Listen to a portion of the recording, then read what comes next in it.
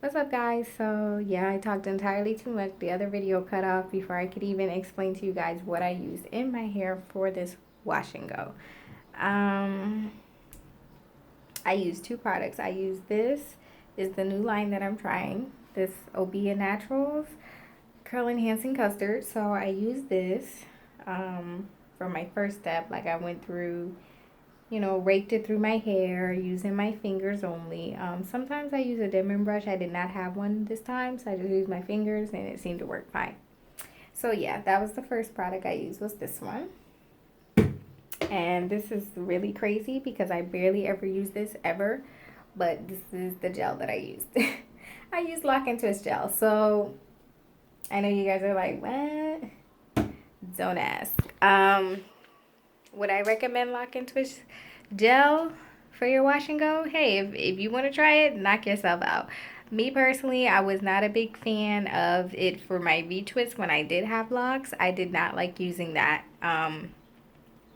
I just, it didn't do it for me.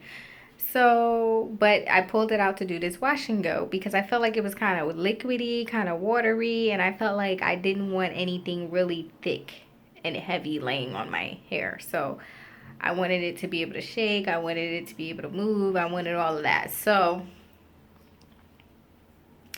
I need to stretch the back. But yeah, so I was like, so this is what I'm going to do. So what I decided to do was, again, mix those two products, and I tested them. Now, this is how you test it. Most people probably know this already, but for those who don't, and those who like to do wash and goes, but you like to mix your products, like you tend to use, maybe like you'll use a product from this line and a gel from that line, and they won't be from the same product line. Which is okay to do if that's what you want to do. But you always want to test that mixture because you don't know how it's going to react once it's in your hair. So it would be a shame, you know what I'm saying, for you to put all that in your hair, try to get this cute wash and go, and then when you go to dry it, you see this white stuff everywhere. You're going to be sick. Like, you're going to have to do your whole head over. Like, that's the worst.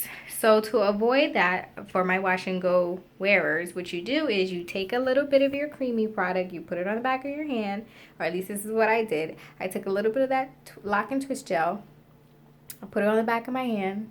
Next time I'll actually probably do it and show you guys the difference between products that will work well and products who don't work well. You'll see a difference. So basically, you take the two and you mix them together on the back of your hand, and you do that for a while though. Don't just mix it for like 2 seconds and then stop, because that's not. You really gotta mix it for a little while, maybe a full minute even, to see if it's gonna dissipate, see if it gets thicker.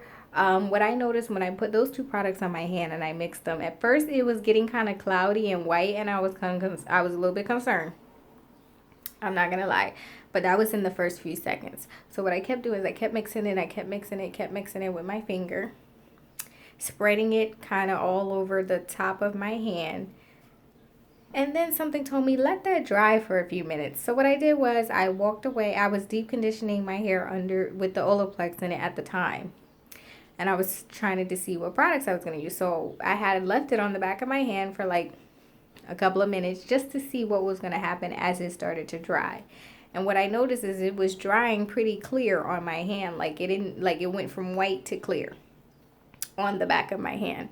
So for me, that was enough for me to know, like, okay, I think these products will work okay together, and it's not going to dry this white, crazy, flaky color. Also, when I notice sometimes when products don't work good together is you'll put them on the back of your hand, you'll start mixing them, and these little white balls will start to form almost instantly. And when you see those little white balls start to form, like the product, that basically means the products are not mixing with each other at all. They're basically just separating and creating these little balls or whatever. But they're not mixing. But that's what I saw with the two products that I used today, is that they mixed eventually together and they dried clear on the back of my hand. So I knew that they would be okay to use in a wash and go. So I just wanted to share that with you guys. Some of you guys know that already, but check out this wash and go. It's cute. I'm feeling it. I'm here for it. Yes, honey. So anyway, see you guys later. And like my video, comment on it, subscribe. Tell me your experiences with wash and goes. Do you like them? Do you love them? Do you hate them? Like, what's your deal with wash and goes? Like, me, hit and miss, baby, hit and miss.